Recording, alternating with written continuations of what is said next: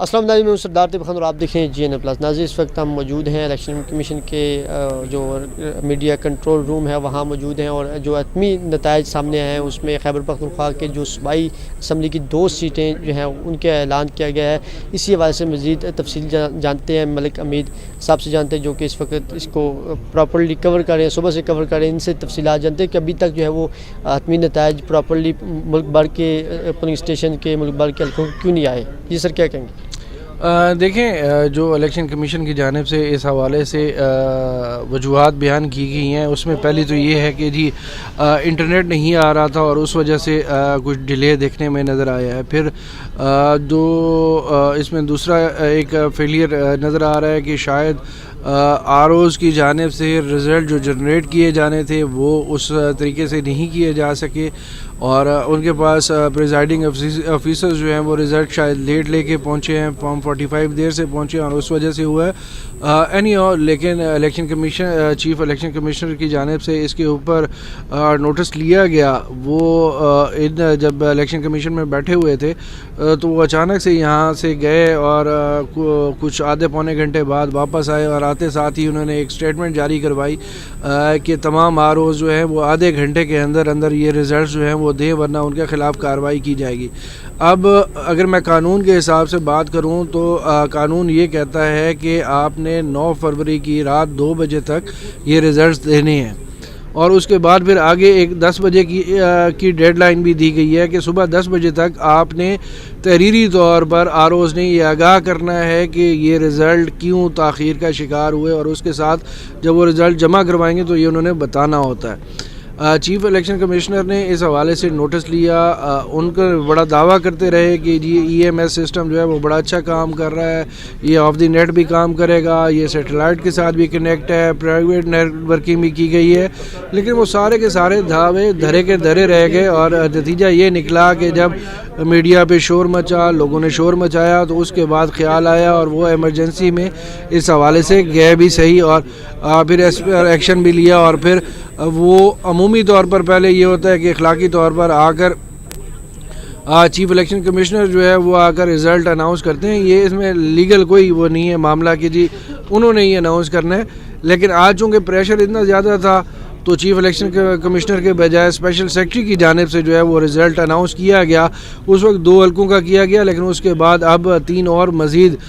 خیبر پختونخوا کی صوبائی اسمبلی کے 3 مزید حلقوں کا بھی رزلٹ جو ہے وہ اناؤنس کر دیا گیا ہے، اور یہ آپ دیکھ سکتے ہیں کہ یہ دکھائیں تو یہ غیر حتمی نتائج جو ہیں اس کا یہ مختلف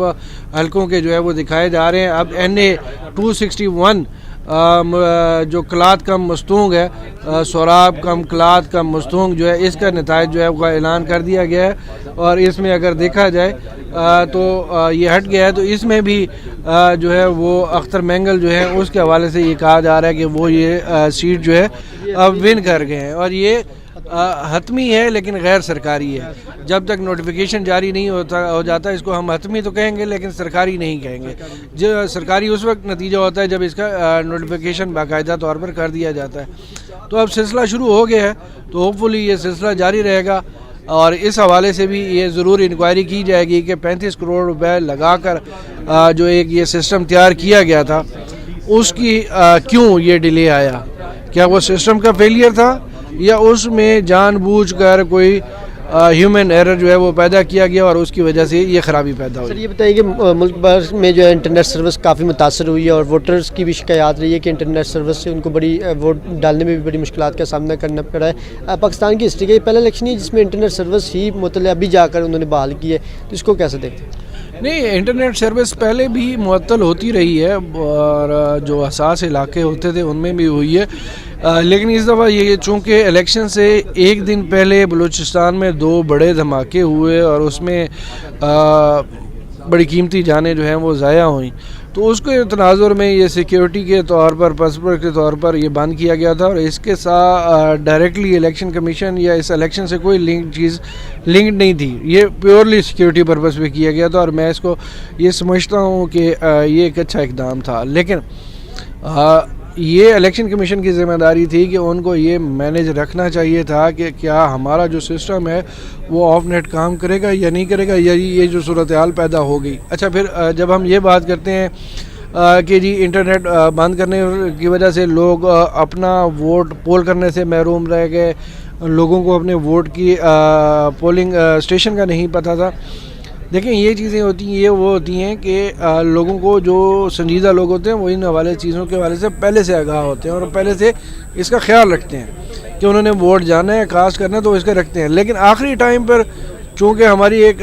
قومی سائیکی بن گئی ہے کہ ہم ہر چیز کو ڈیلے پہ رکھتے ہیں اور کہ ایٹ دی لاسٹ مومنٹ ہم ایکٹیو ہوتے ہیں اور وہ کرتے ہیں، تو اس کا لامحالہ پھر نقصان بھگتنا پڑتا ہے۔ سامھاؤ اگر سیکیورٹی پرپز کی وجہ سے کیا گیا تھا تو میں اس کو سمجھتا ہوں کہ یہ بالکل ٹھیک تھا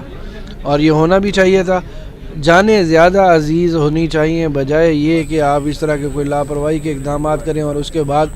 آپ بڑے نقصان کا سامنا کریں اور پھر افسوس کا اظہار کر رہے ہیں۔ سر، آخر میں یہ بتا دیجیے گا کہ اس وقت جو پرائیویٹ میڈیا، نجی چینل جو چلا رہے ہیں، ظفر اقبال صاحب نے بھی پریس کانفرنس کی، انہوں نے کہا کہ یہ جو کچھ چل رہا ہے یہ الیکشن کمیشن کی مصدقہ نہیں ہے، یہ غیر مصدقہ چیزیں چلائی جا رہی ہیں، جو کچھ چلا رہے ہیں ابھی الیکشن کمیشن اس پر اعلان کرے گا۔ سر، پی ٹی آئی والے دعویٰ کریں کہ وہ ابھی سادہ اکثریت میں آ چکے ہیں اور وہ چاہتے ہیں کہ یہ پراپر اعلان ہو، اس کے بعد وہ اپنی حکومت وغیرہ مرکز میں بنا سکتے ہیں، صوبہ پنجاب اور KPK میں بھی بنا سکتے ہیں۔ رؤف حسن صاحب کا ویڈیو پیغام آ چکا ہے، ابھی جو ان کے چیئرمین ہیں گور علی خان، ان کا ویڈیو پیغام آ چکا ہے۔ تو کیا سمجھتے ہیں کہ ابھی تک وکٹری اسپیچ کسی کی طرف سے نہیں آئی، نون لیگ کی لیڈرشپ کی طرف سے نہیں آئی، جو کہ ظاہر لگ رہا ہے کہ نون لیگ کی لیڈرشپ کی طرف سے جلد وکٹری اسپیچ سامنے آ جائے گی؟ دیکھیں، اب یہ بڑی انٹرسٹنگ بات ہے۔ آپ سردار صاحب بڑے سمجھدار انسان ہیں۔ دیکھیں، جو پرائیویٹ ٹی وی چینل جو رزلٹ دکھا رہے ہوتے ہیں نا، وہ غیر حتمی ہوتے ہیں، غیر سرکاری ہوتے ہیں۔ اس میں وہ کس طریقے سے وہ رزلٹ جنریٹ کرتے ہیں، آپ بھی اس سسٹم سے آگاہ ہیں، میں بھی آگاہ ہوں، لیکن وہ 100% ایکوریٹ نہیں ہوتے۔ 100% ایکوریٹ وہ ہے جو آپ کے پاس فارم 45 ہے اور اس کے بعد فارم 47 ہے، اور وہ صرف الیکشن کمیشن کر سکتا ہے یا RO آفس کر سکتا ہے۔ ہاں، ہم ان کے اوپر اس بنیاد کے اوپر کہ یہ کہیں کہ جی یہ 100% رزلٹ آیا اور ایک جماعت جو ہے وہ بالکل ٹھیک جا رہی ہے، تو یہ غلط ہوگا۔ تو میرے خیال میں جلد بازی نہیں کرنی چاہیے۔ ہمارے ہاں الیکشن متنازع ہی اسی وجہ سے ہوئے ہیں، چاہے وہ 2008 کا ہو، 2013 کا ہو، 2018 کا ہو۔ ان کے متضاد ہونے کی وجہ یہ تھی کہ پری ایگزمپشنز کر لی جاتی ہیں اور اس طرح کے جو ریزلٹس آ رہے ہوتے ہیں ان کو لے کر یہ اخذ کر لیا جاتا ہے کہ یہ دھاندلی ہو گئی ہے۔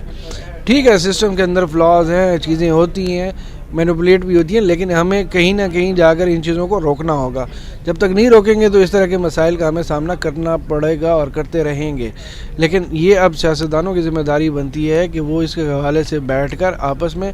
سارے اختلافات کو ایک طرف رکھ کر اس کے حوالے سے کوئی نہ کوئی لائحہ عمل اختیار کریں، تاکہ آنے والا دور اور آنے والی نسل، جو آج آپ کی جو 2 کروڑ سے زائد جو نئے ووٹرز انڈکٹ ہوئے، وہ سارے نوجوان ہی ہیں۔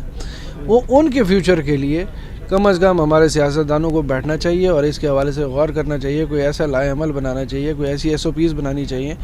کہ جو انتخابات باقی ملکوں میں پرامن اور اچھے انداز میں ہوتے ہیں وہ ہمارے ہاں بھی ہوں اور ان کے رزلٹس کو اسی طریقے سے ایکسیپٹ کیا جائے۔